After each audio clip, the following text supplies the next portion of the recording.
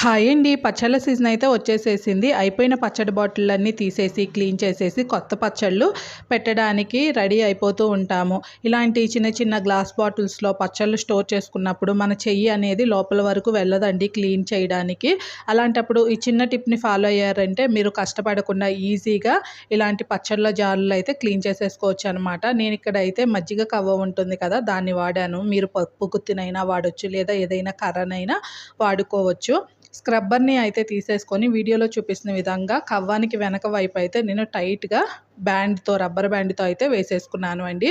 ఇప్పుడు గ్లాస్ జార్‌లో కొంచెం డిటర్జెంట్‌ని కానీ, డిష్ వాష్ లిక్విడ్ కానీ వేసేసేసుకొని ఒకసారి వీలైనంత క్లీన్ అవుతుందండి మనము ఊపుతూ ఉంటే. ఇప్పుడు స్క్రబ్బర్‌ని పెట్టేసేసి ఇలా వీడియోలో చూపిస్తున్న విధంగా క్లీన్ చేసుకుంటే మనం చెయ్యి లోపలికి వెళ్ళకపోయినా నీట్‌గా క్లీన్ చేసుకోవచ్చు. ఇప్పుడు వాటర్‌తో క్లీన్ చేసుకుంటే చూడండి ఎంత నీట్‌గా ఉందో.